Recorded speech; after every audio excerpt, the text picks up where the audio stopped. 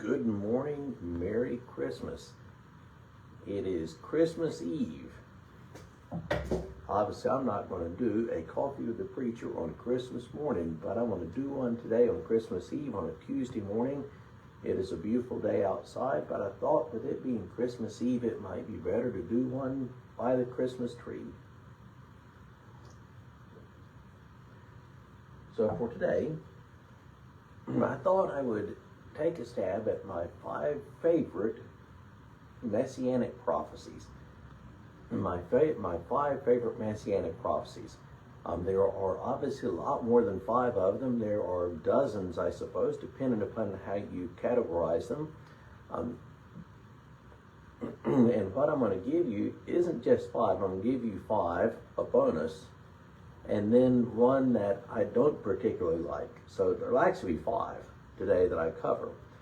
One thing that I'll mention is a great way to learn the Bible, and in particular learn messianic prophecies, is to listen to Handel's Messiah.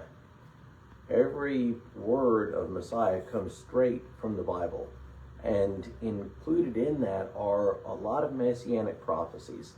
So if you want to learn the Bible, and in particular learn messianic prophecies, listen to Messiah. Yes, listen to Messiah. And then after that, you can do a quick Google search and see what verses are quoted. So, my 5 favorite messianic prophecies with a bonus, and the one that I really sort of dislike. Okay, so here we go. I'm going to start off with the one I don't particularly like. That is Isaiah 7:14.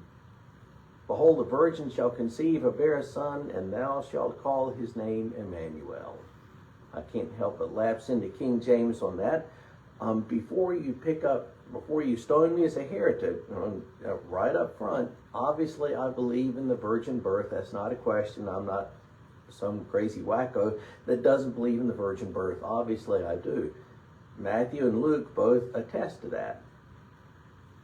But my problem with this as a messianic prophecy is that if you read the whole chapter, then it appears that Isaiah is referring to a child that's being born at his time. A child that's being born in and around his time.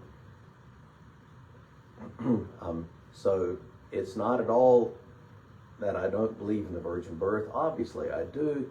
Or how you translate the Hebrew word alma, whether you translate it as a young woman or a virgin. I think the best way to translate it is a virgin.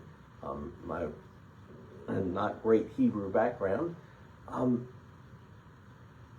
but to me it's simply a matter of exegesis. How you interpret it is in a whole read in context. It appears to be referring to a child to be born at his time.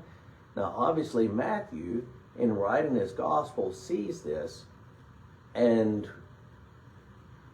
uses this as a prophecy, that the virgin birth of Christ is fulfilling this more ancient word. But that's my opinion, and you are welcome to disagree with me on it. Okay, my 5 favorites.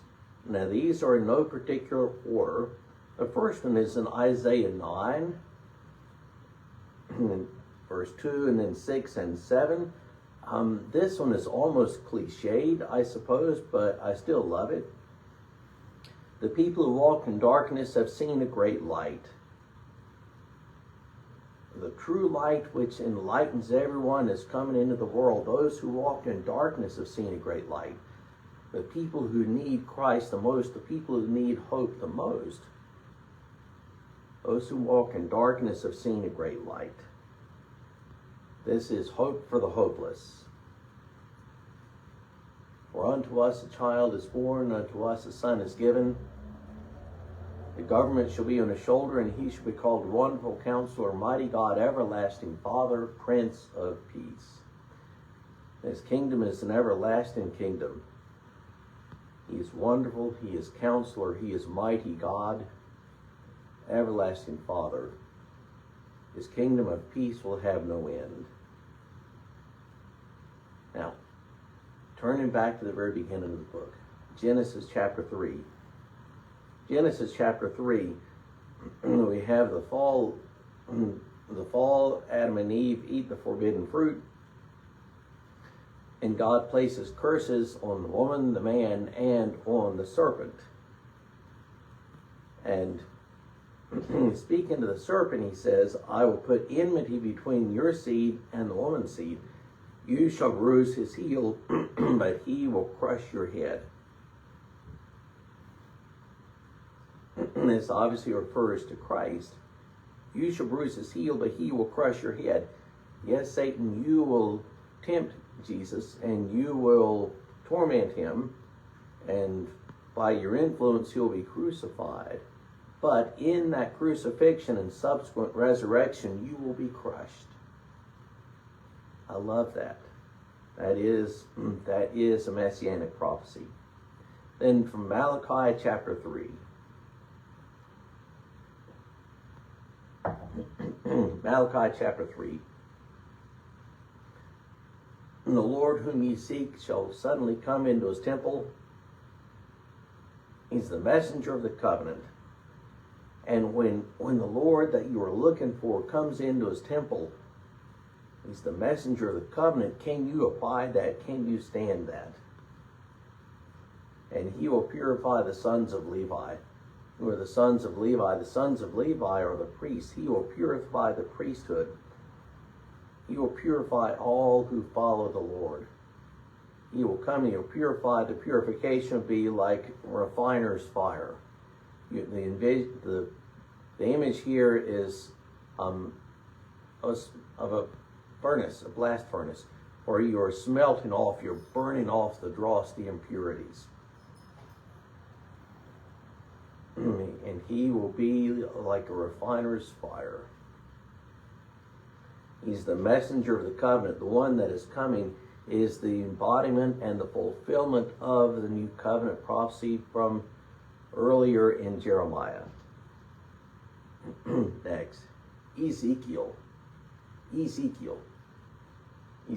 chapter 34. God condemns the shepherds of Israel. They have fattened themselves off the sheep. God condemns the shepherds of Israel, in this case the Israelite leadership, their kings and their priests. They have fattened themselves off the sheep. They have not shepherded the sheep and looked after them and protected them. They fattened themselves off the sheep. God condemns them, and God says that he will personally be their shepherd. God will intervene, and God himself will shepherd his people Israel. And it's not rocket science to move from here to Jesus. In John chapter 10, I am the good shepherd. I hear my own, and my own hear my voice, and I will lay down my life for the sheep. That is the good shepherd. So Ezekiel 34, this wonderful prophecy, that is fulfilled in John chapter 10. And then next, Isaiah chapter 11. Isaiah chapter 11, first several verses. This is not really a prophecy of the birth of Jesus as much as it is a prophecy, an image, if you will, of the eternal kingdom.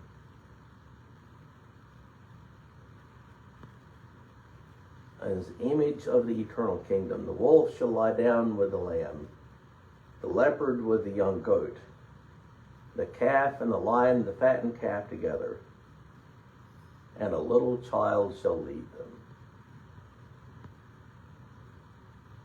We know the way the world works, don't we? We know the way the world works. The big cat, the big lion or leopard that's hunting eats the weakest zebra. The lion doesn't eat the biggest, strongest one. The lion eats the weakest zebra. Which kid gets bullied on the schoolyard? The kid that's a little different. That's the way the world works. The kingdom of God is different. The kingdom of God is different. In the kingdom of God, the weakest are lifted up and the weakest are protected. So this is a wonderful, beautiful picture of the way of the kingdom, of the eternal state. And take it a little bit further than that. Part of our mission as believers is to try to make earth look a little bit like heaven.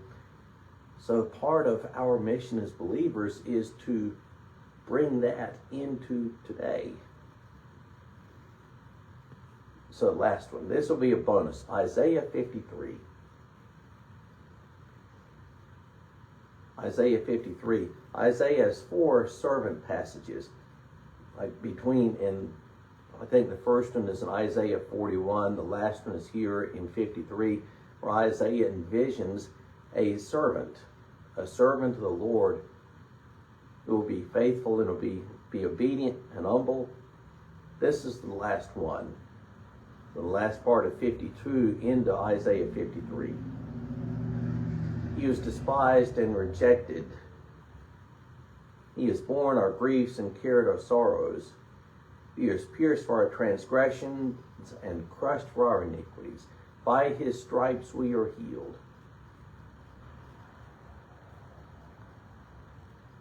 Some 700 years before Christ was born, Isaiah envisions one who would die an atoning death. How much did Isaiah understand about what he wrote? Who knows?